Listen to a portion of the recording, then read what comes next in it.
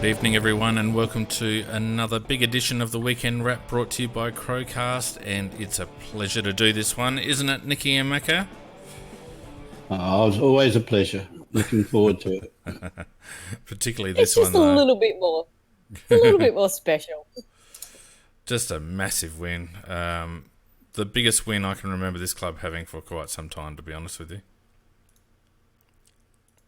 Well, the top four side to beat, and they are a genuine top four side, and they're chockers full of talent as well. So it was very, very, very well. It was a well-planned win, I thought, and it wasn't the most fascinating game to watch if you'd been a spectator at the ground. Very interesting if you were watching on TV because you could get a closer look at the action. But overall, an excellent win. It was kind of funny because there were a lot of people around us who were quite frustrated, who kind of kept yelling out, "Just kick it," because they're the type of supporters who actually at the ground don't look ahead and notice that there's 3 GWS players just all camped in that spot where he could kick it to, and none of our players. So, yeah. But the group that I go with are fairly astute footy watchers, and we're all saying this is like one of the best games of football we've actually watched, because even though it wasn't high scoring, it was a really absorbing contest. Yeah, it really was. You can say it was a top class contest, Nicky, no doubt about that. It wasn't fascinating football in the sense of like no dashes and lightning dashes down the field and magical goals apart from Eddie, etc. But one of the advantages watching TV, I was talking to Fiend before we went on air, was the fact you could see how much physical stuff was going on just to get the football. And although it looked like the ball was going no, there was a hell of a lot going on in those tussles. Yeah, it was absorbing. Yeah. And, you know, you've got to give credit where it's due. Our boys looked down and out halfway through towards the end of the third quarter when GWS had gotten on top and they'd had that 15 minutes or so. I really doubted whether we could come back, and the fact that we did in such emphatic fashion, it's the best win that we've had as a club for a long time, in my opinion. And it may go a long way to building up our confidence for future matches as well, in terms of if in similar situations that we won't give up. Those GWS got those 2 goals in particular in the third quarter so easily, being that I had this feeling, here we go, we got to crumble. And I think you probably felt the same at the time. But as you say, we rallied and we held, and then the last quarter started to dominate. So it was a terrific effort. All right, well, we've got tons to talk about. So without any further ado, let's round up the scores so far from the weekend.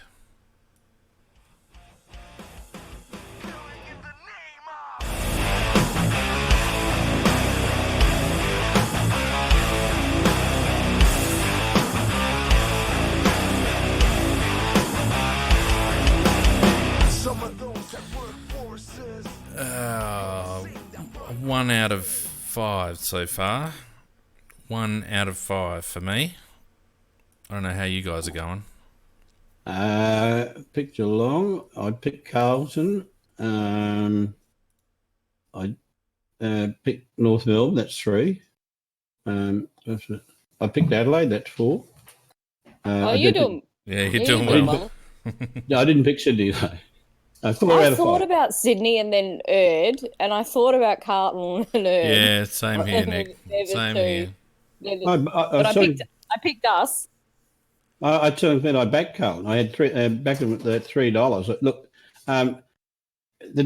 the coach being sacked, financial term they use in the stock market when it's had a crash, and the dead cat bounce. The team whose coach has been sacked generally wins its next game. But on top of that, I've been saying all year that they've got a fair bit of talent in that side, Carlton, and they're not playing anywhere near the capacity that they should be playing at. And they started off playing a la Bolton. It took them a quarter and a half to shake the Bolton out of them. And then after that... Trying hard, Macca. You had to love their endeavour. They were trying hard. Oh, my God, those commentators are going to get a Cochrane nomination. They looked a la Bolton for 1.5 quarters. Anyway, come on. All right, so Friday night we had Geelong absolutely belting Richmond, and if that's what Richmond are going to bring on Thursday, then it's going to be a nice, easy win for us. Geelong getting up 104-37 on Friday night and looking pretty powerful at the moment. Yeah, well, look, you got Geelong as contenders, and no doubt they're contenders. And Richmond, unfortunately, injuries have got them, and they are pretenders at the moment. Yeah, and they lost Vlaston, I think, this week as well. Yes, they did. Yeah. Just not a good time. Be very disappointed if we didn't beat them this week. Now, well, to be fair to Geelong though, they were playing a game against a team who only decided to play half a game of football. Really, Geelong are a good side, though, Nikki. They are, but Richmond really didn't turn up. And where's all the questions being asked of Tom Lynch? Yeah, it's a good question. Yeah, they'd probably argue that there's not much coming his way at the moment, though. Oh, no, he's had his chances, Fiend. He's had his chances. He's kicking for goal. It would remind perhaps of Nicky lining up for goal the way he's kicking. Anyway, Saturday we had Carlton, as you mentioned, Macca, the obligatory new coach bounce, getting up with a what was it, a 40-something point turnaround after being bugger all at half time or something, 78-63 in the end over Brisbane, who have shown that they're a little bit of a one-trick pony with Lachie Neale. I reckon that a few of those midfielders actually have gotten a little complacent with Neale getting as much of the ball as he does. Just falling away by 15 points in the end.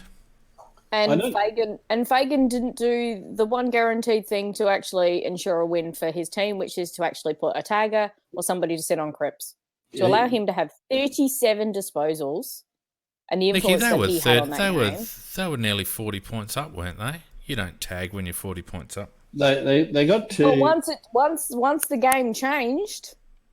You need to do something to rectify it, not keep doing the same thing that's not working. Yeah, I'm down in Nicky's quarters actually on this one, Bean, because look, they just, as I said, they looked a la Bolton for a quarter and a half. They were trying but stuffing up all the time, and and Brisbane were just dominating with the ball out the centre.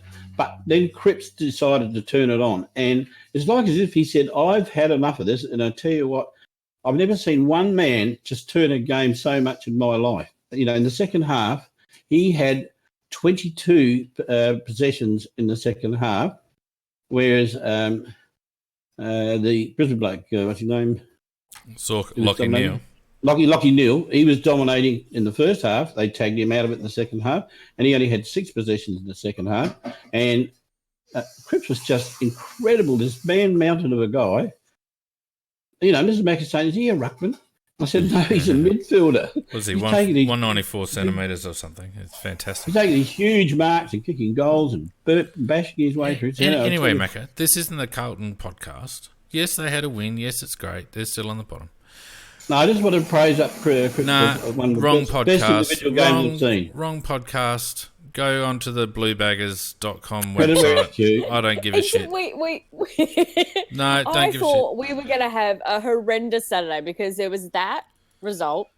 I was watching SANFL team play, and oh my God, they were not playing well. How the hell we came away with the win, I still don't quite know. And I thought, we're going to get smashed by GWS, turn up to the ground and find out that Lynch is out. Yep. Now, look, stay on track, you two, because it's turning into a rabble already.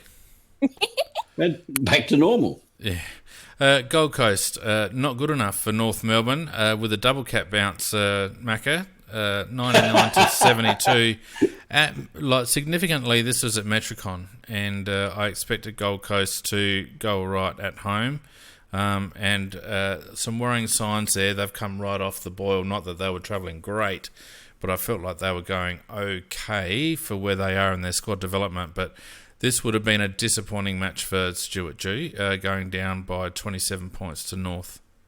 Yep, started watching the game, abandoned it about halfway through. I couldn't stand watching it anymore because the Gold Coast, as you say, they're so much off the ball, it's not funny, and they're a very, very ordinary side.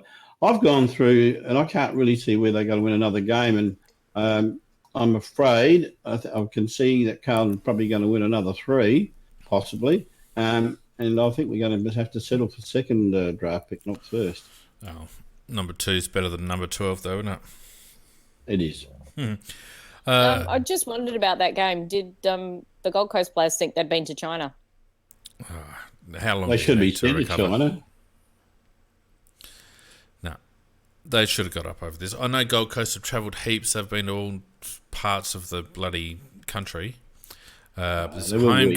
home game against a team that hasn't been travelling that well. Let's be honest.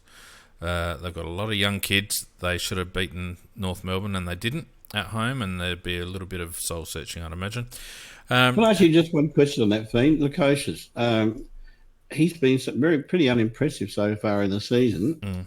Am I expecting too much from him too early, or is he not as good as he was wrapped up to be? How long has it taken Himmelberg to come on, Macca? But he wasn't wrapped up to be the best thing. Like, how many tall forwards, or tall players for that matter, make an impact in their first season of footy?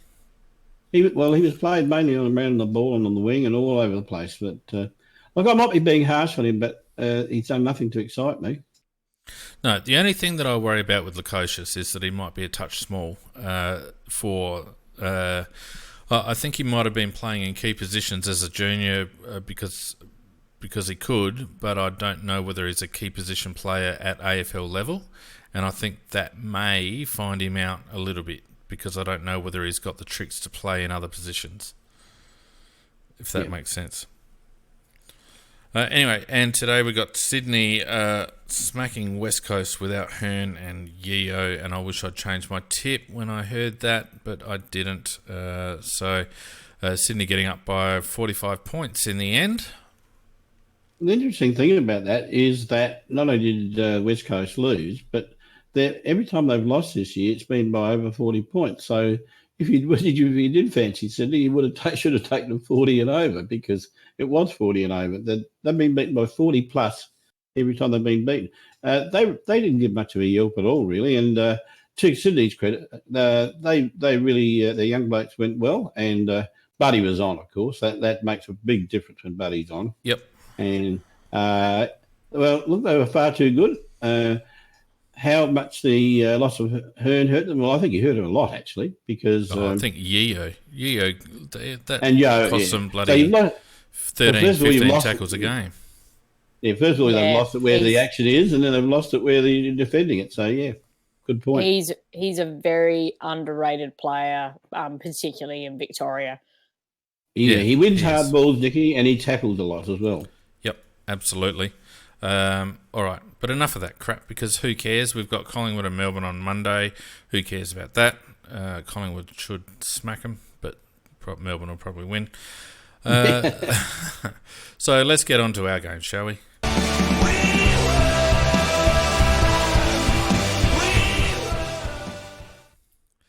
It was a classic win, in my opinion, and I'm sure everyone else is here. Adelaide getting up by 21 points in the end, which didn't look likely halfway through the third. We're getting up 12 goals, 10-82 to 9 goals, 7-61, keeping that team to 9 goals, 7, keeping that team to 43 inside 50s, and a ton of other things. Was just a fantastic effort by both players and coaches, guys, I reckon. Yeah, can't argue with that, Bean, because while I picked Adelaide, it's a little bit of loyalty in it and a little bit of hope and also a little bit of track record that we generally win against them. Not always, but we generally win against them here. But Riley O'Brien, I just can't speak too highly of his game, and particularly his last quarter. Absolutely outstanding. And in fact, I think he was the basis of the drive of that last quarter. And our midfielders individually, I thought they all did good jobs. And I know that the GWS midfield, they got good numbers, and they always will because they're quality. But I think overall we won the midfield clearances, and I think we won the boundary clearances, or around the ground clearances. Their midfield is more dangerous at getting loose and away from, not so much at the bounces, but they do create space very well. And but I think on top, overall we got on top in the midfield. and I think our defence held very firm. We had a massive defensive press, and that was the way that the coach wanted it, and the boys played to that. And I wondered how good it was going to be, and it actually was good enough in the end to break them and let us get the goals at the end to win the game. At one stage, I thought we were being coached by Ken Hinkley because there was an absolute flood going on in the third quarter. It was this perfect little circle that, unfortunately, they actually got a goal out of it, which never bloody happened. But there was, I don't think there was anybody even in the centre square. It was that much of a press up that had happened.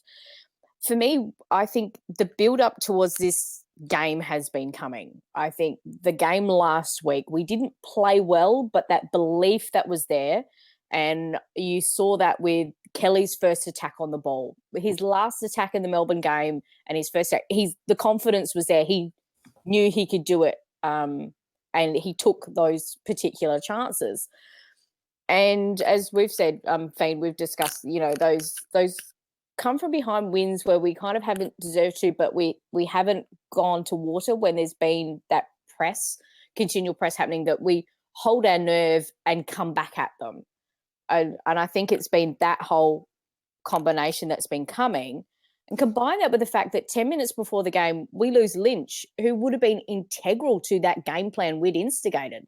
Which I think is why we struggled a little bit of moving it forward a bit better, because we'd lost him, and they had to adjust very quickly, and Greenwood had to play as his replacement player, which he normally doesn't really do.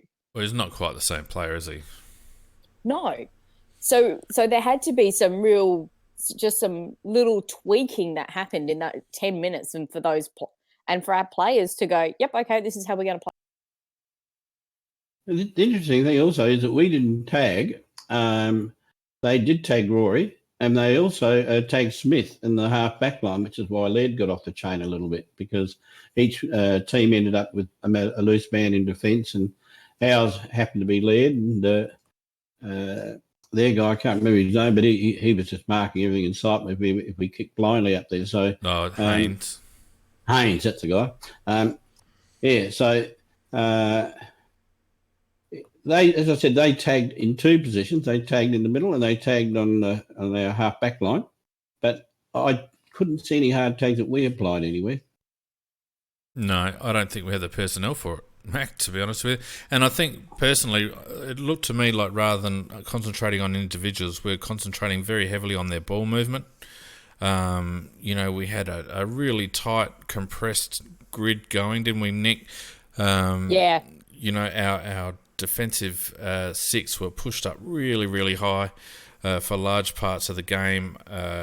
We didn't want to give them the corridor under any circumstances. And it took GWS a while to work it out. And really, it was only that period in the third quarter where I felt like our midfield just tired a little bit and probably dropped concentration just a little bit. One of them in particular.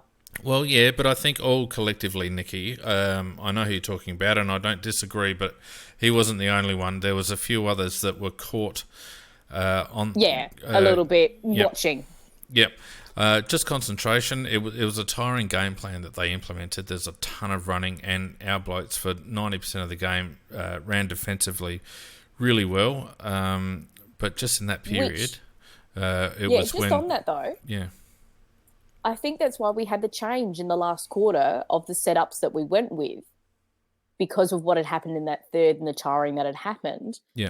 So for the entire last quarter, Miller was in the midfield. Yep. Almost the entirety of that quarter. Yep. And we banished another player out. But Brad Crouch had run with Canelio. That's the one the nearest we got to a tag. And I thought he did a very good job in keeping Canelio down through a very moderate game by his Canelio standards. Well, he got enough of his own ball, and we'll talk about individuals in a minute. But I felt that overall the game plan was sound.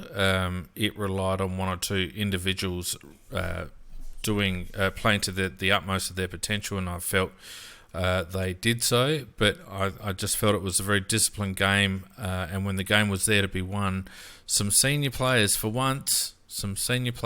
up, and it was very pleasing to see Tex and Sloan and Betts at the death, along with Huey, really put their mark on the game when it mattered, because there's probably a criticism of our team at times that we haven't been able to do that. I thought that mark of Texas in particular was an outstanding fillip to the team and a lift to the whole team to see Tex actually leap off the ground like he would have about 3 or 4 years ago and take an absolute pack screamer like that. So, and I think that did motivate the team a lot. It was interesting to hear what he had to say about that after the game, Macca. He said, "I didn't know I had that in me." Now, what does that tell you about his confidence aerially? Yeah, it's a big point. I missed that point. That actually did say that he hasn't really been trying to do it. Well, not so much trying, but hasn't really felt that and it shows with the one-handed, efforts and all the rest of it. He clearly doesn't have confidence above his head, and he clearly feels within himself that his better days, younger days, whatever, are behind him. And I don't know. I still feel like he's too heavy, and I feel like he's definitely too heavy. Yeah. I feel like he tries too hard, and I just wish he'd be a forward. And at that particular moment, all he did was see ball, jump at the ball, took the ball, and that was just a classic forwards mark. And that's really all we want from the bloke. Yep. I think it's also that I've stuffed up because he fluffed up that kick. Well, yeah. Just prior to it. Yeah. And often, and you're both one of you's not ex-footballer, but you footballers, we've always been coached. If you make a mistake, go fix it up. Yeah. Yep. Don't think about it. Go fix it up. So to me, that was the next one. He was just like, I have to go at this because I fluffed that up. We've got to get another chance. I've got to fix it up again. Yeah, I saw that same way, Nicky. And hopefully it gives him a lift in confidence that he's actually capable of doing that. He also, the part of that statement though, Fiend, you kind of got to work within also the way he presents himself is he very much downplays his own skill set on a lot of things. He's very self-deprecating.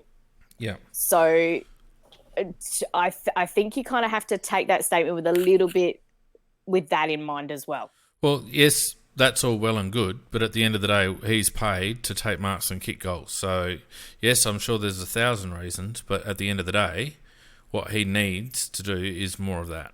So, whether he needs to go and sit with a sports psychologist or whatever, I don't care. The bottom line is he needs to take more marks and kick more goals. Anyway, let's get into some head-to-head stats. Fascinating stats, really. Disposals were pretty even, 372 to 385. Both teams wanted to kick the ball far more than handball. We took 103 marks, which is high for us, 113 to GWS. They had 13 marks in the first 3 minutes or something or other. 59 tackles to 53. That was all in the back half. Yeah, no, I understand. I'm just saying it was was quite a standout. Rob only just went down in the hitouts, 36 to 40. Freeze, 24 to 7. Just 24 to 7. Disposals per and they still scoring. missed some. Yeah, well, they're always going to miss some, Nick. They're human. Disposals per scoring shot still pretty high, but that was the nature of the game. It was very much a possession-heavy game, a methodical approach into forward line, so you'd expect it to be. Ours was 17, theirs was 24, so it showed how much they struggled to get through our defence. Pardon me, clearances, we won 42 to 36. Rebound 50s, they won 43 to 34. Inside 50s, I said that's the only thing I got right on the rev up, and it's probably the only thing that Cam and I got right collectively on the rev up, was that if we held them to under 45 inside 50s, we'd win. They had 43, and we had 56. So we did limit their forward entries, which did frustrate Cameron at times, I felt. Although they did play a very interesting forward setup, and we'll get to that in a minute. Contested possessions, we won by 20, which was a key, I feel. Uncontested possessions, 250 to 216 their way, which shows how much they were chipping around, like you said, Nick, in the back half. Disposal efficiency, both pretty good. We're at 70, they're at 73.8. Contested marks were even at 15 apiece, as were marks inside 50 at 7 apiece. What else have I got? And our clearances, the centre clearances, we won 13-10. Stoppage clearances, we won 29-26. Metres gained, we were 400 or so up on them. Intercepts about the same. Tackles inside 57-10. The biggest thing that is noticeable in those stats is not that they're relatively even all the way around, but what actually happened from about the 15-minute mark of the third quarter until about the 5-minute mark of the last quarter. That's the story of the game, because we went from at the 15-minute mark of the third quarter, we had a plus 23 disposal count, and by the beginning of the last quarter, we were at minus 9. So we basically stopped having the ball. And the disposals were very much, if you have a look at that a little bit deeper, and you look at contested and uncontested possession during that period, we were still contesting reasonably well, but our uncontested possession differential went from parity, about minus 3, to about minus 29. So in that 15-minute period, our ability to maintain possession, which had been the cornerstone of our game for the whole match to that point, fell away, and they were able to control the ball. They had a far greater number of uncontested possessions during that period of time, and they were able to convert as a consequence. Yeah, it's one of those situations where numbers don't lie, Fang. They actually absolutely reflect what actually did happen. Yep. It's quite, when you get clear changes in momentum in games, it's quite interesting to look at the stats and see where they actually originated from. And that stood out. Our contested possession count also diminished. So we were at around about plus 23. By the start of the fourth, we were down to plus 12. So they started getting it, they started keeping it, and they started forcing us to turn it over a bit during that period of time. It was quite a substantial change in the game from a statistical point of view. And it, as you said, Mac, it does reflect what we were seeing with our eyes. Mm. It was also who'd gone off. Rob. Yeah, to some extent, I think you're right. Well, let's have a look at the... And JJ still did pretty good, but it was that extra kind of bit around that Rob was doing and the problems he was causing with the way he was tapping it, that I think part of that... it wasn't hit-outs. Rob lost the hit-outs. And Rob lost the hit-outs quite well. I think is a crock of shit. Well, it can't be a crock of shit. It's statistics. Well, I'm watching it at the ground, and he's winning most of those taps, and I'm going, but how are they giving it to Mumford? Well, I think it was an interesting one. And I think because a lot of the times it was actually the pair of them were both getting their hands to the ball. Yeah. Even if Rob was then actually directing where he wanted to go. I think they were then giving the tap to Mumford because his hand was in front, but Rob was the one who was actually affecting where it went.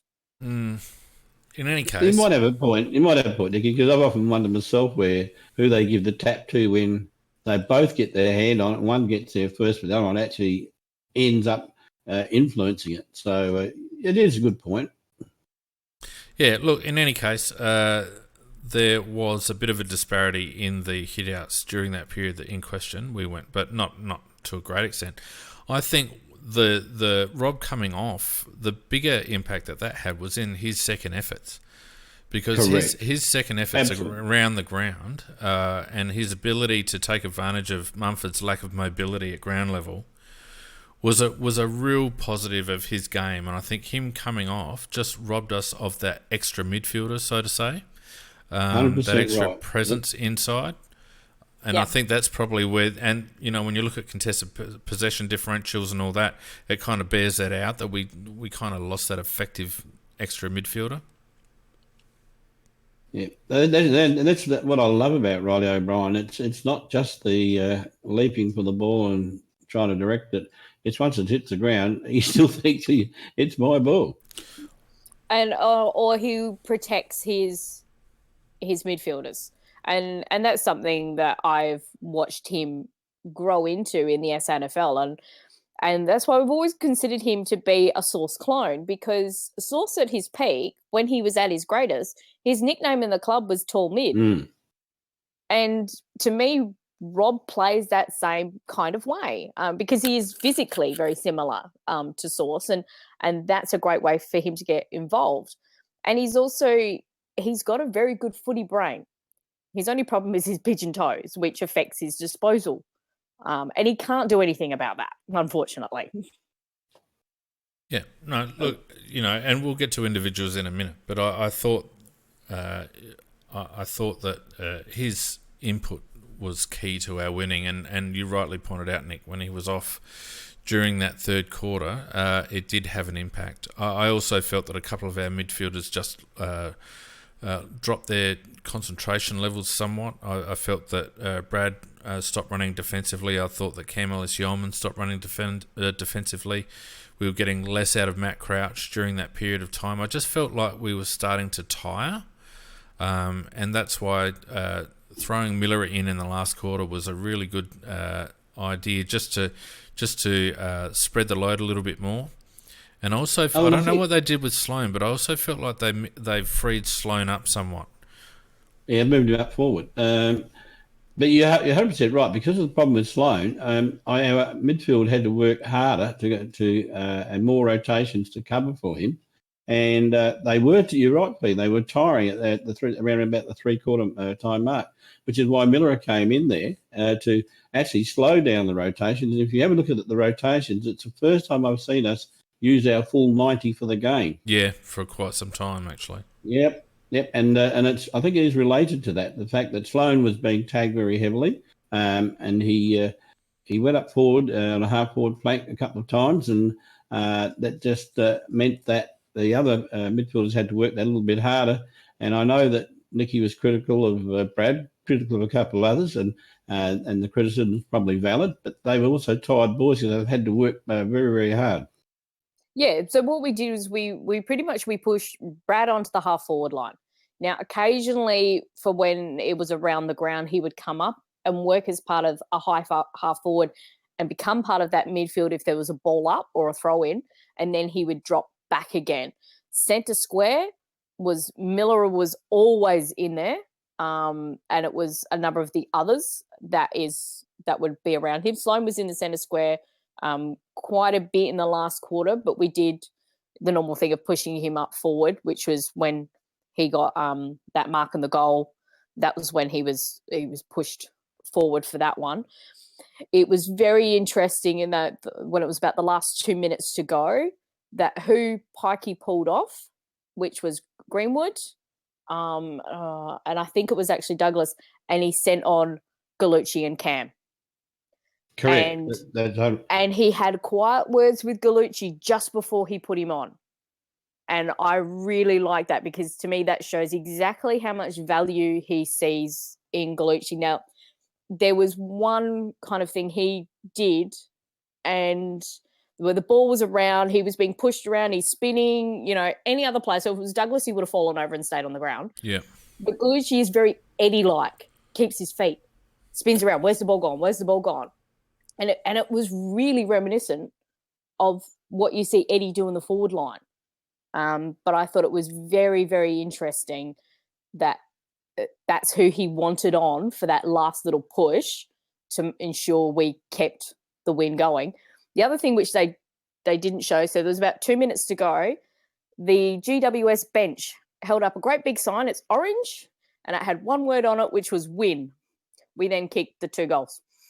Didn't really work for them. Well, maybe they're messaging to us. No, I thought it was very nice that they gave us that message. But I thought that was kind of interesting. And Davis, after match, he said, "Yeah, we got a bit loose when we tried to win, and that's when they got the goals." Yeah, well, they had no choice, really. They had to take more chances to try and get through.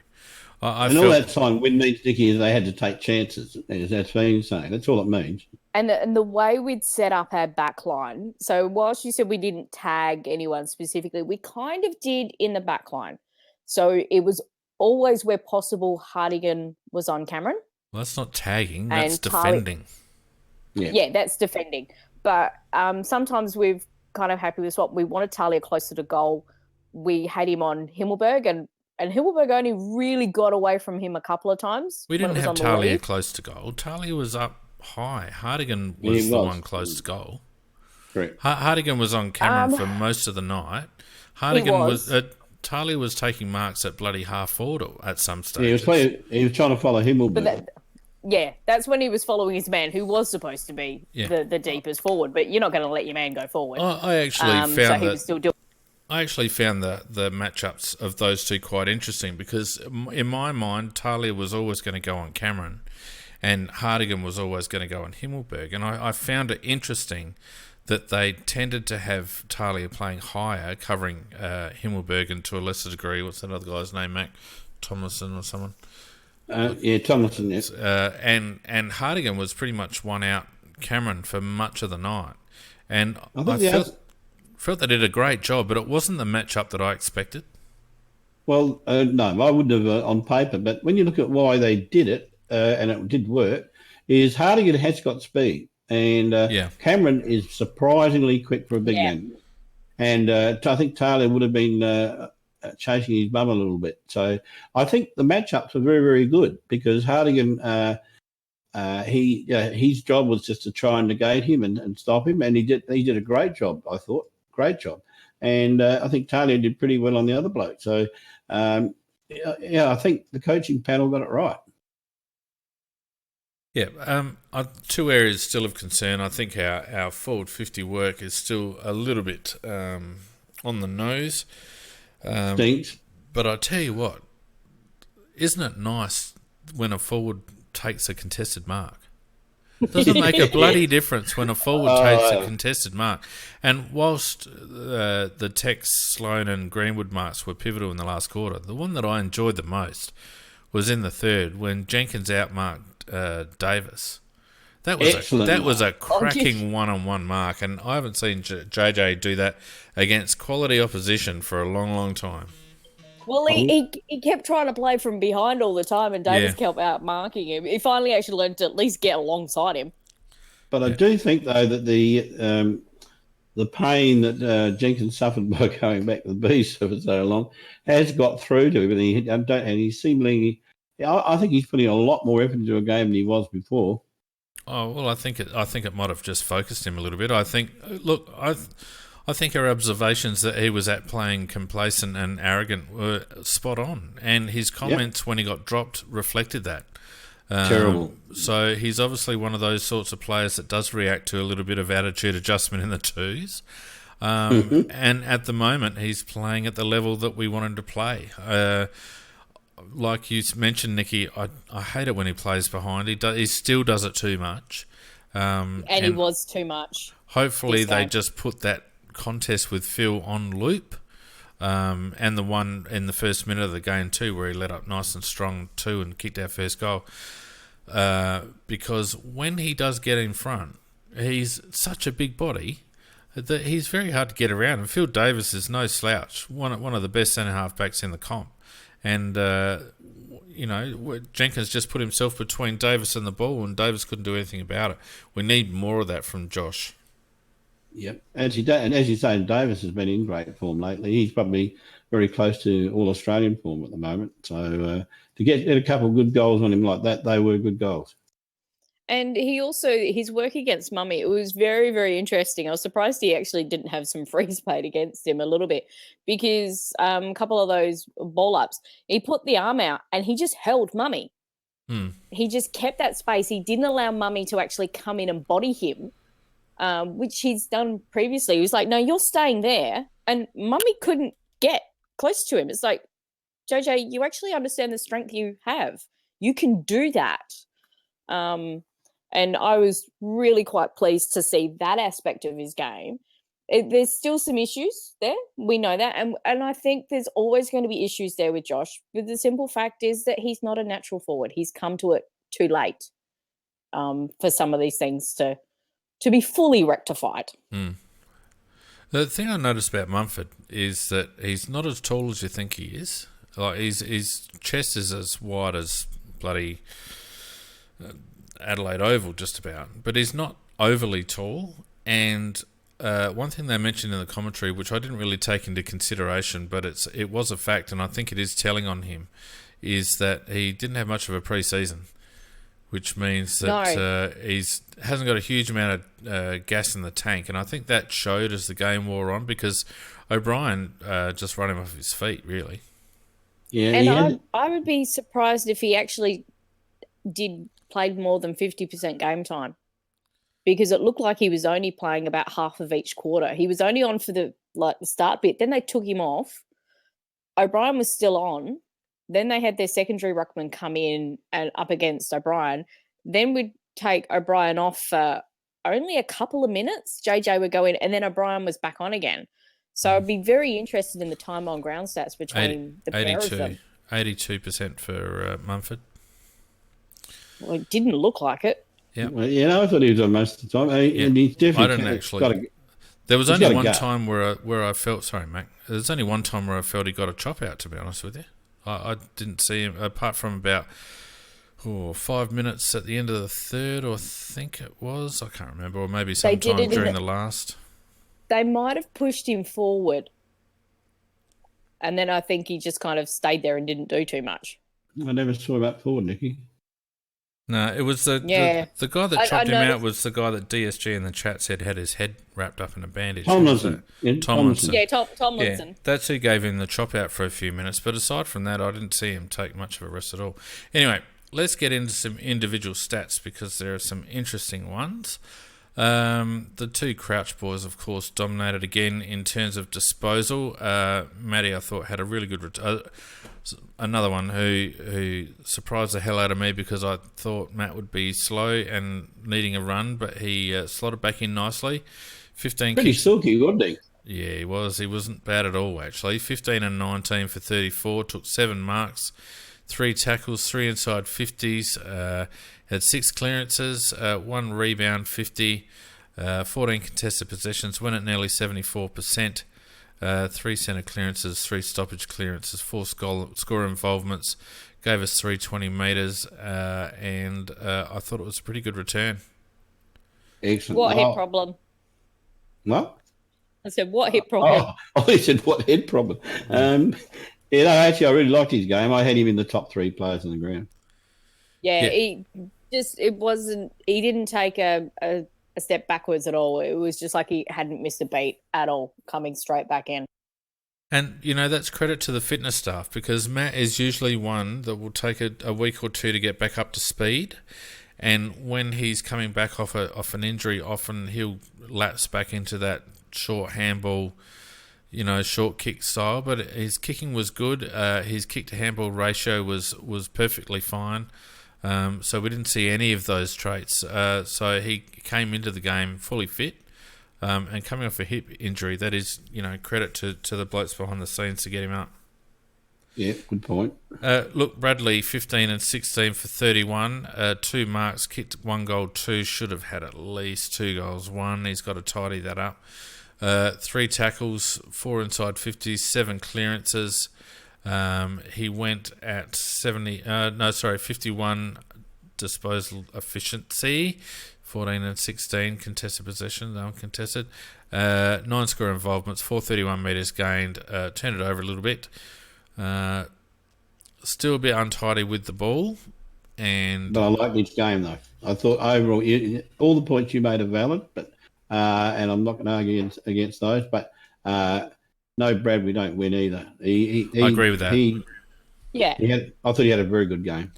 Yeah, I'm harsh on him for those couple of things that he did wrong there, because there's something that is a long-term problem that both he and Matt have. They both are not. You can't really trust them in terms of a defensive run. Matt's gotten better, but he's limited by the pace that Matt can go.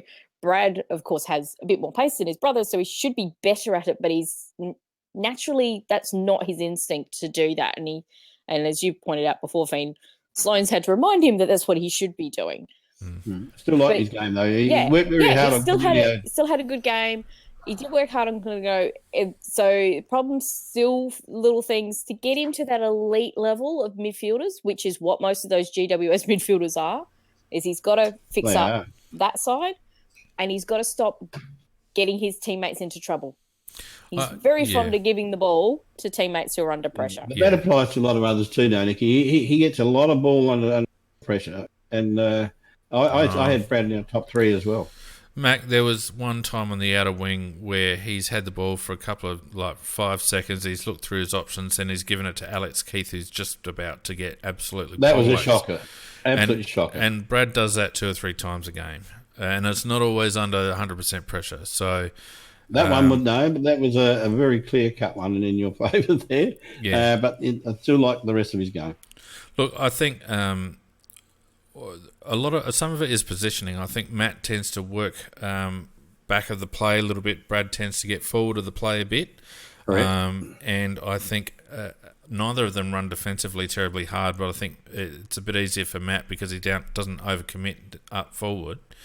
And maybe that's an instruction from the coaches that, they don't, Brad is to be more offensive and Matt's, to be more defensive. Who knows? Pete did point out an observation a few weeks ago that he felt that the midfielders were playing in separate zones during the course of games. So maybe that's part of it. I don't know, but I would like to see Matt on with that. Yeah, I reckon that's right. I would like to see Brad. If he's going to play forward of the ball and if he is going to be an attacking midfielder, he's got to convert his opportunities. And both the points he kicked on the weekend were gettable goals. One of them could have been critical. How many score involvements were he involved in? Quite a few. 9. Yeah, that's what. I'm sure he's used as an attacking weapon, and Matt's used as a defensive weapon. Yeah, I think that's how it is. But that said, that doesn't excuse him from chasing when it's his turn to chase. And there's been a few examples where Brad doesn't do that. Yeah, I can remember the couple of you talking about. And he was looked at absolutely pooped. Yeah, he did, and I think he runs quite hard forward. But it's not a good look when blokes are just blowing past him. He's got to be able to give those second and third efforts, Mac. Fair enough. Lairdy, 20 and 8 for 28. Still pretty inconspicuous, I thought. 3 marks, 3 inside 50s, 7 rebound 50s.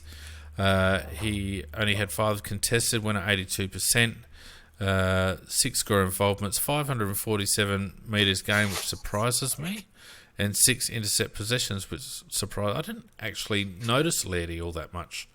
Well, then the stats actually bear out the way he played his game because, as you said, I think only 5 contested possessions. Now, because Smith was the man that was being marked and he couldn't get the amount of run that he normally can, Laird was the man who was getting the easier balls. And as you say, but he doesn't have that same type of leg that Smith has. So, look, I can remember the ball being given to Laird a lot of times, and then a lot of times under pressure as well. But, a reasonably good game, but not an outstanding one. Yeah, I think that's a fair assessment. Certainly wasn't a bad game. Miller came into the game in the last quarter, as you guys mentioned, 16 and 5 for 21, 9 marks, 5 tackles, 5 inside 50s, 2 rebound 50s, went at 71.5% disposal efficiency, 4 score involvements, 309. I felt it was quiet for periods of the game, but he was quite pivotal at times as well, particularly in the last. Sounded like Stephen Rowe with pivotal. Yeah, thanks for that, mate. He makes up words all the time, every time he's on here. Look, Miller is going to be a star of the future. There's no doubt about it, and he's just slowly blossoming each year. As I think he's only just starting to believe that he's as good as he really is, and I still don't think he's quite there in believing it totally. His last quarter was very, very significant in our win, I think, and he's got that beautiful pace. He uses the ball well. He's got crocodile skills, evasive skills. Look, to me, the way we've structured allowing, I'd love to see him in the midfield almost permanently. And I think we're building towards that very much so, because he gives us that bit of speed, but he's got hardness to go with it. He's tough. And I mean, you look at that mark he took in the first quarter with the pressure he had coming at him. Beautiful, secure hands to take that under that type of pressure. So, and when the game was there to be won, the faith was showing, you're in the middle. You have a job to do. We're relying on you a lot because you have to give us something we haven't been able to get in order for us to win this game. And I think he was very integral to that win in the last quarter. Yep. Yeah, no, look, I kind of disagree to an extent, because he had 12 kicks in the first half and only 4 in the second half, and 2 of those in the last quarter. And I think that the thing that Wayne's got to do is be able to get possessions when the game isn't on our terms. I think he looks very good as part of a link in the chain and part of the process when the process is working. But he needs to be an influencer and a disruptor. And I think at times when the game turns, sometimes Wayne isn't as involved as he could be. And I think the stats, again, kind of bear that out a bit. And I think whilst I felt like his move into the midfield in the last term gave us a little bit more pace and a little bit more presence, it wasn't him that was distributing the ball. He wasn't distributing, but what he was doing was that he was stopping them to get that breakthrough, that fast break out of the middle. A couple of times they seemed to get the clearance and they were trying to get out, and he was the one who was closing them down, stopping them getting that ball out. So to me, that's the setup we were having in that midfield to stop them, but also then allow us to get control back and get it going our way. Mm. Yeah, I actually agree with both of you, but I think Bean's right. And that's why I said before that he's starting to believe in himself. Once he totally believes in himself, I think he's going to be very, very good. Oh, yeah. No doubt about that. Yeah, really valid points. Now, where was I? Yes. Who else? Let's talk about Rory Atkins, shall we? 11 and 8 for 19, 3 marks, 2 tackles, 2 inside 50s, 2 clearances, no rebound 50s. He had 5 contested possessions, only went at 58% disposal efficiency, but gave us 466 metres and had 3 intercepts. My personal view on Rory was that he started like a shell of himself, but as the game wore on, he seemed to just find a little bit of touch. His first half was shocking, in my opinion. Yeah. His turnovers and his fumbles and all the rest of it. But he did get himself involved in the game, and he did keep trying to get himself involved in the game. And you can't fault him for that. And I felt like his run in the second half was important for us. Correct. Yeah. I didn't actually say there were two firsts. I didn't see him do a squib for the game. Maybe I missed it, but I didn't see a squib. And the other thing I didn't see was an unnecessary dancing on the spot and twisting and turning when he. I think he was a lot more direct when he took the ball, and I'm sure he's had his ass caned during the week about his previous game. And you're right, Ben. He started poorly, but I thought by the end of it he was playing reasonably well. Well, Matt in the chat's got a very valid point though about him, and it's something you notice at the ground is that he dawdles when he doesn't have the ball. So there's a number of times he gave his player just that little bit too much space because he just dawdles along behind him instead of just getting close enough so that he can either get there to effect a spoil or put pressure on and not allow his player to take an easy mark, or to intercept, or if we turn it over, to then get away from him and run away from him. So he's still got that in him, but I think you're pretty right there, Fiend, in that the first half was not good, but the second half he was into a lot better. He did actually go in hard for him. Yeah, a couple of times, and there was one of the push offs. He still did that little push off thing, but he had nothing to give it to. Yeah, a couple of times there was the runs down the wing. There was nothing. He had to hold the ball up because they had three players back. He missed targets a couple of times. Look, I agree with the dawdling. He's actually, funnily enough, he's very one-paced. He's either stop or go. He doesn't seem to be able to stride out. You know how you get those blokes that do those quick steps, but they can still stride out. He, for whatever reason, and I'm going to say this, he runs like a bloke who does not welcome contact. So he doesn't run at a confrontation. No, he doesn't. He runs near it. Well, how can I put this? If someone is predisposed to being wary of contact, he's not gonna break into a bounding stride to get there, is he? And that's what I think Rory's predisposition is, to avoid those situations. That said, I felt like he put himself in amongst it enough and got some important touches. But his touch in the first half was shocking. But I felt like he did work himself into the game. But for an outside player, we need more than 58% disposal efficiency. Correct. Yeah. Galuch. Loved Galuch. Fast becoming my favourite player. And good player. Just starting to edge up in the disposal tally, which I really like. He still had 9 and 9 for 18. Took 8 marks, 1 tackle, 4 inside 50s. He went at 56% disposal efficiency, so there's an area that he's got to brush up on. Surprising for him. Yeah, well, I actually didn't notice him turning the ball over that much. So anyway, 5 score involvements. I just felt like Galucci's one of these kids that at critical moments he seems to find himself in the right position and does the right thing. Bit like Greenwood, I reckon. Could be out of the game, but at critical moments when he's asked to do something, he seems to innately do the right thing. Yeah, he's around the place when the going gets hard. One of the reasons his disposal would be down a little bit because he was trying to go for some of these daisy cutter passes. There were 2 or 3 of them that just landed that little bit short rather than hitting the chest as he normally does. So the ball was wet, and that's probably a little bit harder.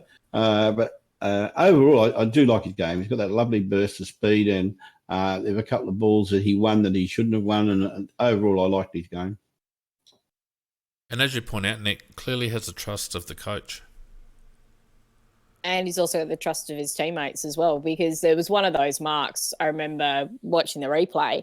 The commentators are just like, "Oh, that's a risky kick," and I'm looking at it going, "No, they're kicking it to Galucci. It's not a risky kick." You know, because we know he can take those marks. He's got a great leap on him. Yeah, well, not only that, he's got a great leap, but he also doesn't shirk it either. So he will hold fat in the contest and hold his line. So yeah, excellent.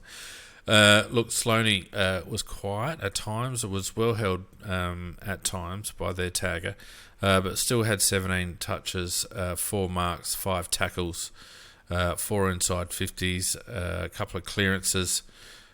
He still had 9 contested possessions. He went at 70%, gave us 300 metres, 5 score involvements, 5 intercepts. Sloaney, even though he's tagged, still finds ways to influence the game, and none more so than that grab in the last quarter. Yeah, well, with Mummy closing down on him. No, it was a beautiful mark though. He just held his position, then used his left arm to mark it one-handed. So the one thing about Sloan, you can actually, he is taggable and you can restrict him, but you won't ever stop him totally. And he has his capacity just to do the right thing in the big moment. So we all love Rory. Do you reckon... Sorry, Nick, go. Yeah, I was just going to say that little bit of passage on the outer wing in the last quarter. So the ball's just kind of bibbling and bobbling back and forth, and it was Sloan, and it was Betts, and it was Walker on the wing. They were fighting and fighting and fighting, and not allowing GWS. It kind of kept looking like they were about to get it and kick it into their forward line, and it was just like, no. It was the Gandalf "you shall not pass" moment happening, but it was those three guys that did it, and and that just lifts the rest of the team.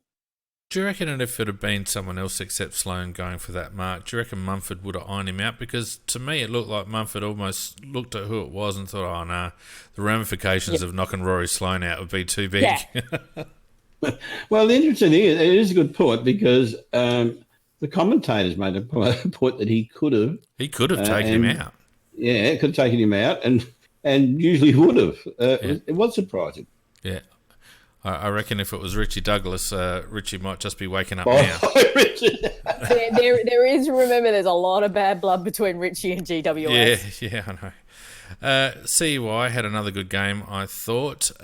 He had 8 and 9 for 17, so not huge disposals, but 4 marks, 9 tackles, 4 inside 50s, 4 clearances, had 11 contested possessions, went at 70%.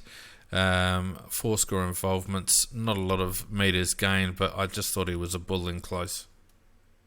And stupid Dermot Brereton before the games talking about all these Adelaide players that they'll play better in other teams, and he thought Cam would be one of them. He'll be a star in another team. It's like, sweetie, he's already a star in our team. You can't have him. I swear that Dermot Brereton was on drugs in that coverage, and he's in my because he didn't think Eddie's. He didn't think Eddie's goal was that hard. Yeah, well, I think he's obviously related to Burton. No. God. Anyway. Absolute chicken. Look, and the last one I want to talk about properly is Riley O'Brien, because to my mind he was best on ground. 14 kicks, 3 handballs for 17 touches, 3 marks, 3 tackles, 29 hit-outs, 6 inside 50s, 9 clearances, if you don't mind. Won the clearances, absolutely. He had 12 contested possessions. Forget about his disposal efficiency. He gained us nearly 400 metres. He had 5 score involvements, 3 intercepts. If that's not a kid having a breakout game, I don't know who is. Yeah, I totally agree with you, Payne. He was the other one of my top 3 and at number 1 spot.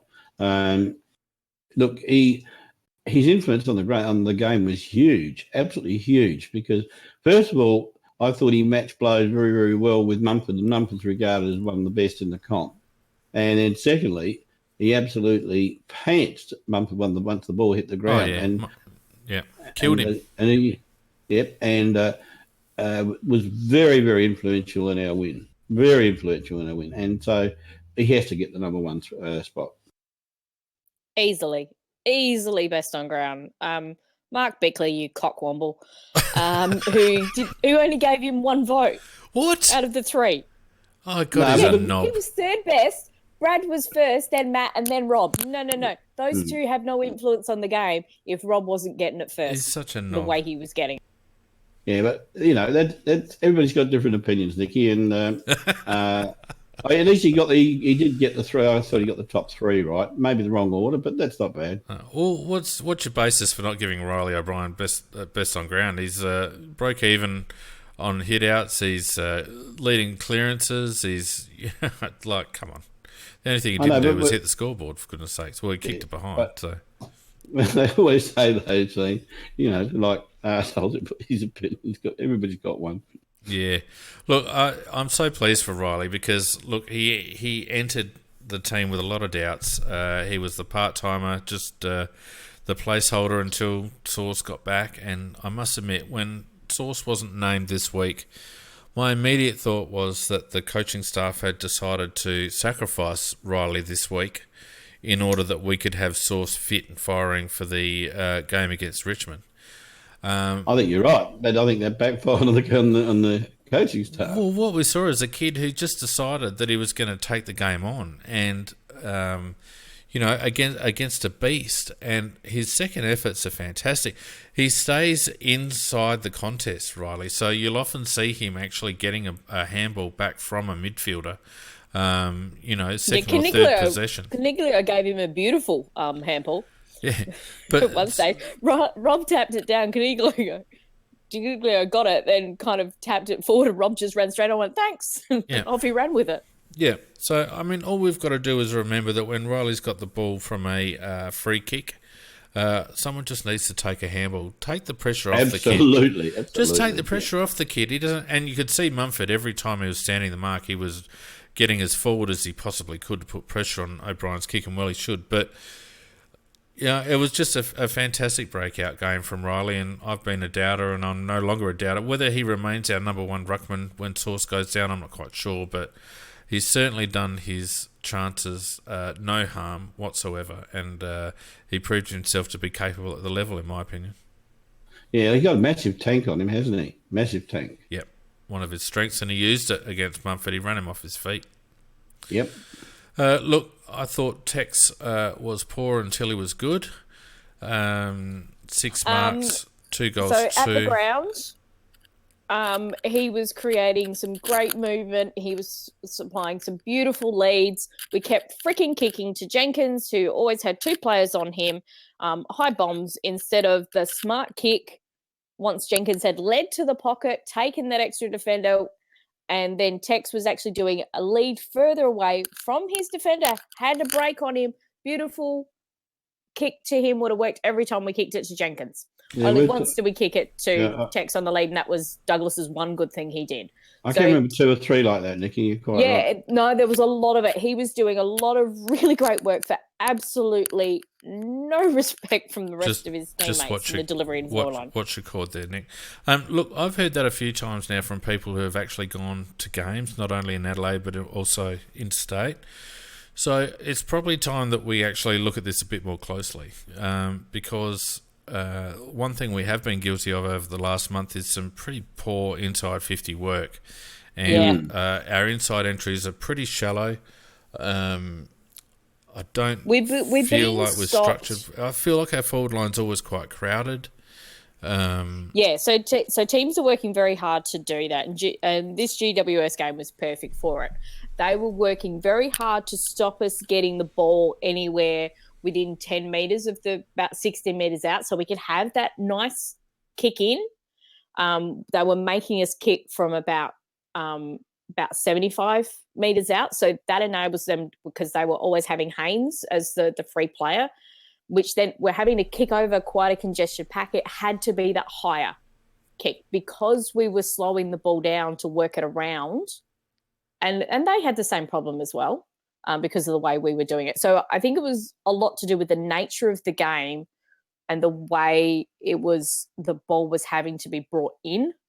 So we still need to be smarter about what we're doing. I think you're right, Nikki, and I think the way the game was played, it was not a game where forwards are going to get a lot of easy kicks. There's often they make leads, but as you said, that sometimes the lead might just be a little bit too difficult, or by the time they kick it that far, that's going to be spoiled, etc. Because there's no doubt about it. They brought in all these rules so that you wouldn't have congestion in the forward lines, and the coaches, they just find their way around it. I think it's even worse than it was before.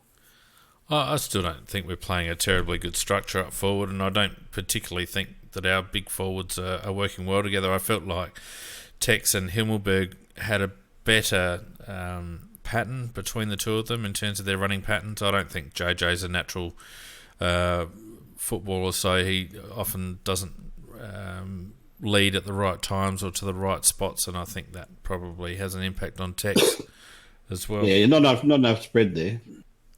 No, they're either both at the same contest or one of them's blocking up the hole for the other one.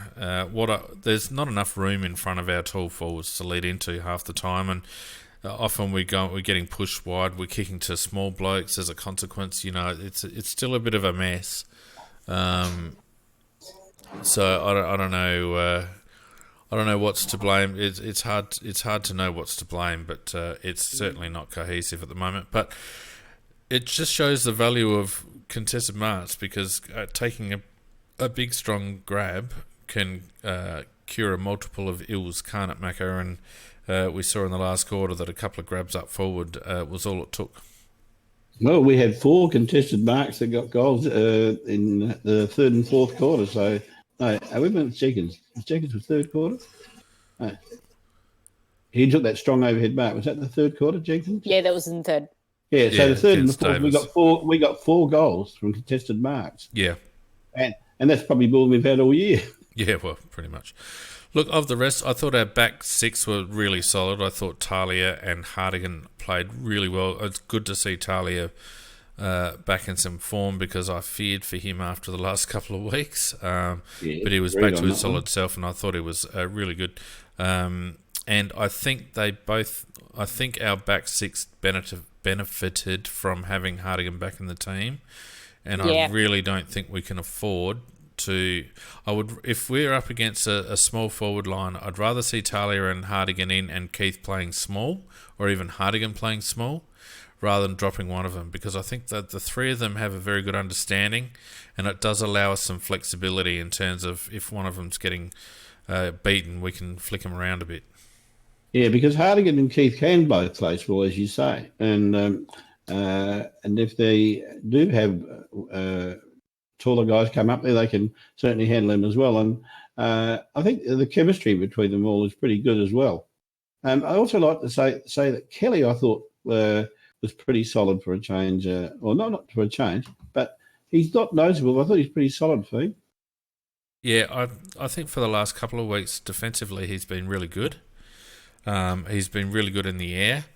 And I felt like this week he seemed to be more in tune with what we were trying to do in terms of our ball movement. And whether that's because Pikey slowed the game down so much that all of a sudden Jake was on the same page, I'm not quite sure. But he did seem to be more cohesive with the rest of the structure instead of, seemed to be playing to his own beat of his own drum. So I actually really like Kelly's game. I thought it was pretty solid. Yeah, I really liked his and Hardigan's game in the back lines. I actually thought they had very good games, the pair of them. I'm with you, Fiend. Because even though Richmond are a bit shorter still once again in their forward line, we know Hardigan can play on a small. Yeah. And he can play really well. And it just seems to work better with them. Yeah, I agree. Smithers, we know, was tagged, had a little bit of influence at key moments, though. Eddie was really great defensive actions. Yeah, Eddie was Eddie. Hugh was quite difficult to come in with 5 minutes Eddie notice. was on from the start. He's been on for 3 weeks. I think that... Yeah, and that goal he got at the start, but there was some moments just before that you're just like, no.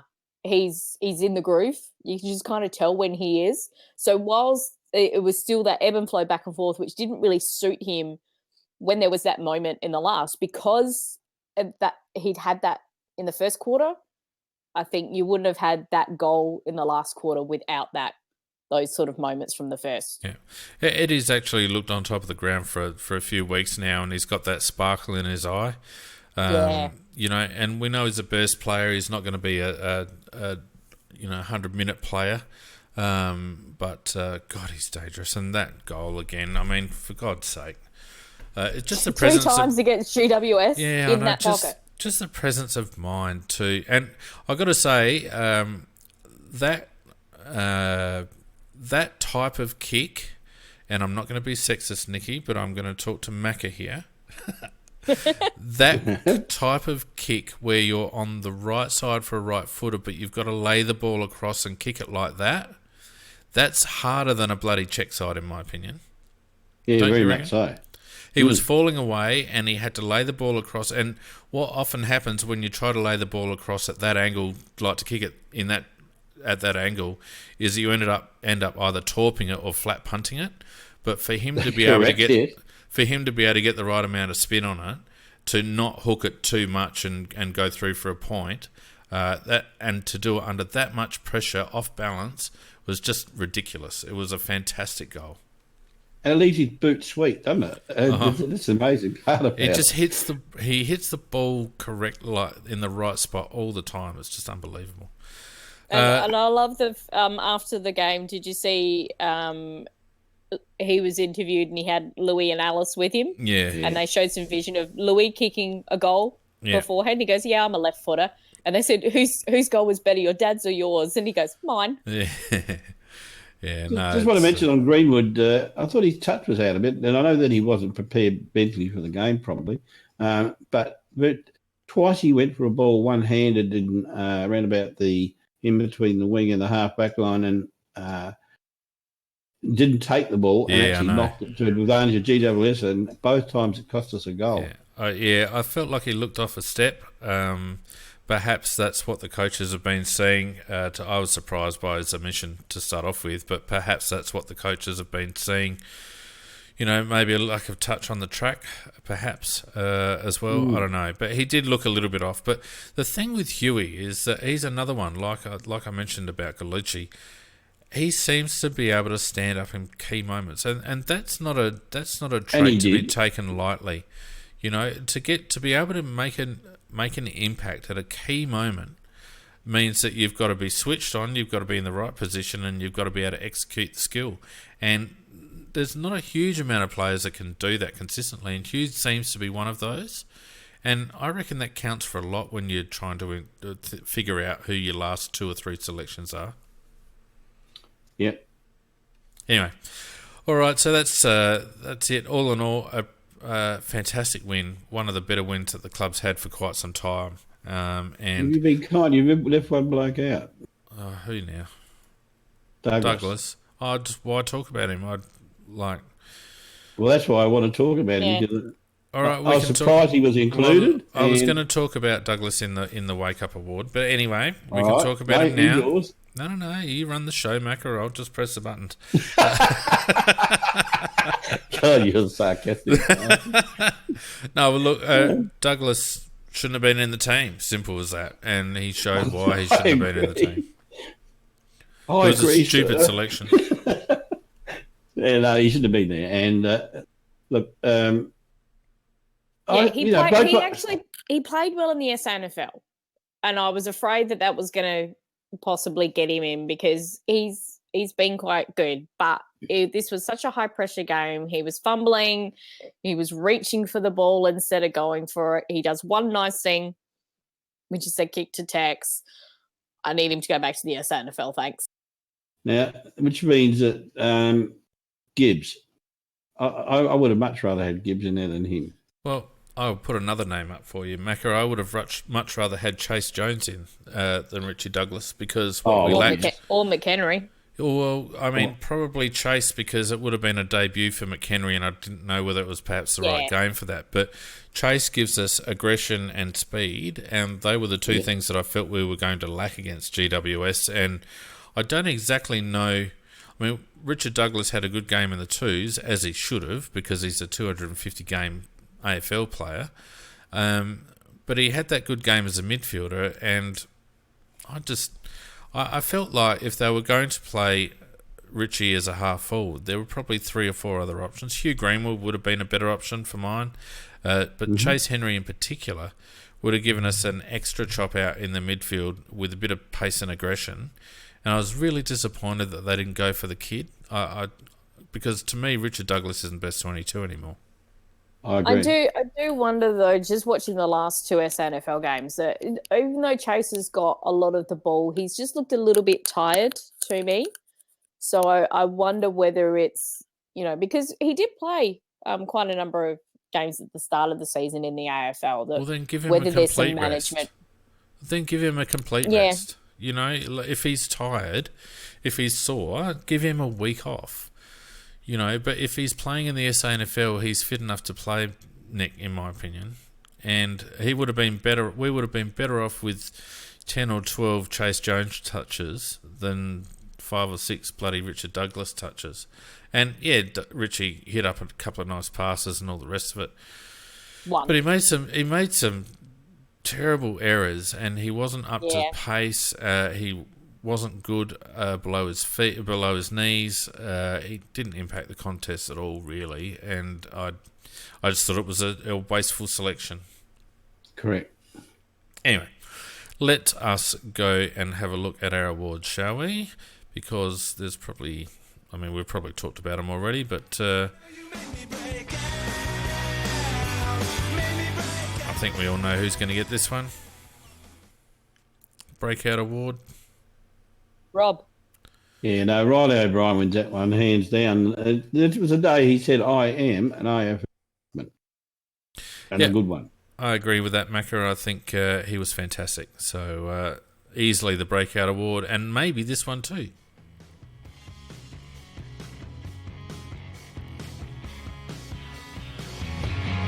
You're gonna get what you need. Gonna get what you need. You're gonna get what you need. Gonna get what you Probably fighting with Matt Crouch and maybe Cam Ellis-Yeoman, I reckon. Sorry, because the music was breaking up all the time, I don't know what award we would do. Jet of the week, Macca. Rob. Yeah. I think I'll go with him. I'll go with Rob. You happy? Honourable mention to Matt Crouch, I reckon. Yeah. Yeah. I think the way that Matt came back, that it wasn't, as you've said earlier, that he normally takes 1 to 2 games to just kind of get his touch, and he was just like, bang, on song.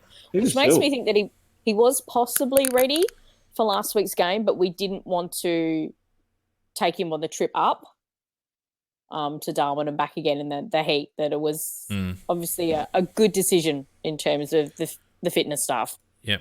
And this one I think we've already spoken about, haven't we? Now is your time.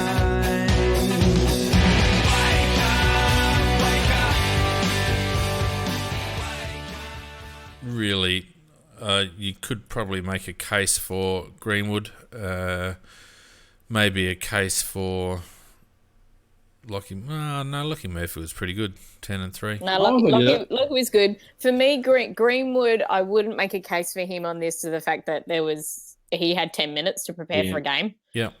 So I forgive him to being slightly off in that respect, but he still tried to be involved.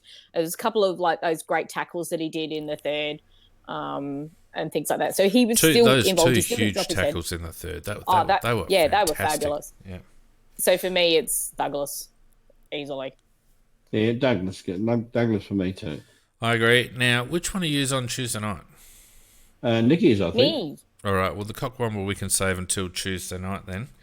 We can do. But I would like to make a special mention in your Smack segment, Macca. But before we get there, I just need to say a big thanks to Ryan at Smith Partners Real Estate for their support of all the CrowCasts during the season. Ryan's just returned from a nice overseas junket holiday. And we thank him for his support, along with Down to Earth Electrical. Obviously, Scorpus's Hardware Unboxed. If you're looking for some techie advice, get along to that YouTube channel. And all of our patrons who support us on Patreon, we really do appreciate everyone's support on Patreon. If you do want to support us on Patreon, go to patreon.com/AFL CrowCast. AFL CrowCast. Or you can go to aflcrowcast.com and click on the Patreon button to support us. Right, Macca, I hope you're armed and ready to go, because... No, I wasn't, but I can come up with one sweet and one smack on the spot. That'll do. Oh, yes, I am a grumpy old man. That's what I am. And I really don't care who knows it. I don't... Go for it, mate. Well, my sweep for the week has got to go to Riley O'Brien, and because I think that we actually got ourselves a genuine ruckman in the absence of Sauce. He's taking time. He's been building week by week, and Mumford is regarded as a formidable opponent. And in my opinion, if you take the impact that he had on the game versus the impact the Mumford game had on the game, he came Mumford. And so big sweep to Riley O'Brien. And my big smack for the week goes to Brisbane for folding like a crumpled concertina against Carlton. I mean, seriously, they were about 40-something points up And I'm watching the game and I'm thinking, kick their asses, that's it, beautiful stuff. And they've just crumpled like a smashed concertina. Absolutely shocking. So that's a brief one for today. A brief one. Have you got any, Nick? Got a little bit of time. Oh, he's going to feature in Cockwomble, but Kane Corns for outing the umpires' results as to who paid frees, etc. in our game. Think he might get a bit of a split explain from the AFL about that. But also, I think a small smack actually needs to go to Riley O'Brien, though, because he very naughtily said what his results were for the 2K time trial. Whereas we just say what position they finish in. We don't say what the time was. But he said he actually ran the 2K in 6 minutes. Was it 6 minutes 13 or something like that? Oh, and one more smack, and that's for the scoreboard review system. My God, it is just getting worse and worse. And it is time. In the other games. Yes, in the other game there was one there was clearly a goal. Because they looked at about 7 bloody shots of it from side on. There was one shot from front on, which was the one that we watched on watching the game. But you could clearly see it was a bloody goal, and they settled for a point. Absolutely wrong. And the one shot, I mean, I looked at all these positions, and apparently the reason they didn't get around to looking at the front on shot was because they got 41 seconds to come up with an answer. Well, look, I think that's stupid. If you're going to try and get it right, if it takes 48 seconds or 53 seconds, you do it. You don't come up with the wrong answer just because the time runs out. So big smack to the AFL. They always get everything wrong. Get a bunker, get professionals in, do it properly. Yeah, look, my smack is to Dermy, and normally I don't give a shit what Dermy says, but he, in the post-match show, he made a couple of comments about gambling addiction that I felt were just not only uninformed, but just completely just dismissive of the problems that addicts of any sort face. He was basically saying that, gambling is a legal thing and everyone has the choice to gamble or not gamble, and we should treat our bank accounts, as sacrosanct and blah, blah, blah, blah, blah. And, he was basically saying that it was a choice of people to get down the rabbit hole in terms of gambling. And, I mean, if ever there was enough empirical evidence to confirm that gambling addiction is just the same as drug and alcohol addiction or nicotine addiction or any other kind of addiction that people can suffer from, I just wish that, I mean, Dermy's hard enough to listen to when he's talking about football, which is apparently something he knows a little bit about, but I wish people like Dermy would just shut up when it comes to social issues of which they've got no idea, because he's got to think about the people that are on the other side of the camera, and he's obviously got an uninformed opinion that is not based in any evidence, and it was just a terrible 2 or 3 minutes, and you could tell that Brad Johnson and I think it was Nerily was on, you could tell that those two were cringing at what he was saying. And he just needed to shut up. It was very poor. Well, I agree with everything you've said in that comment there, Fiend. But you started off with, I wish Dermy would shut up, and even that was sufficient. Yeah, I could have just left it there, couldn't I? But, I have had a guts for that bloke. I really, really despise him. I wish they'd get him off the air. Yeah, you know what? I didn't used to mind him in the commentary with special comments. Every now and again, he would make an observation that was a bit left field, and it had some merit and all the rest of it. But I think as time, yeah, but now he's very enamoured of the sound of his own voice. Oh, is he ever? Yes. Is he ever?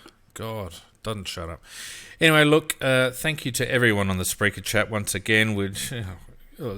I'll give you the challenge there at 557 comments, see if they can get to 600 by the end of my little outro here. We do appreciate everyone who listens to us live, either on Spreaker or on Facebook or on YouTube. So if you're listening to this now on demand, don't forget that you can listen to us live on those 3 platforms. You can also listen to us on demand just about anywhere, including iTunes and Spotify and just about everywhere else these days. So don't forget to leave us a review or a star rating or whatever it is on your particular platform. That helps us out with our search results. As I mentioned... I was just going to say, I enjoyed listening to your guys' Tuesday cast. I wasn't able to listen live, but I did listen to it at the drive into work. There Quite you go. enjoyed. Yes, it's not a bad listen, Nick. I know, pretty good, Nicky. and nobody needs to pump up my tires. I can do it all on my own really well. Well, we know yeah, that. Morley just went too far. Look, as I said, thanks to Ryan and Down to Earth Electrical and Smith Partners Real Estate for all their support, and Scorpus, of course, as well, and also Harvest of Flurio. They've supported us in the past, so thank you. We will be back on Tuesday night for Tuesday Night Live with, who was it? You, Nick. Me. Oh, well, I guess I'll turn up. Yeah, Thanks, the Macca. cockwobble's going to be fun. Yeah, have a good week, Macca. Have a good week, rest of your weekend, guys, and we'll see you on Tuesday night for Tuesday Night Live. Not all. Yeah, good night all. Farewell.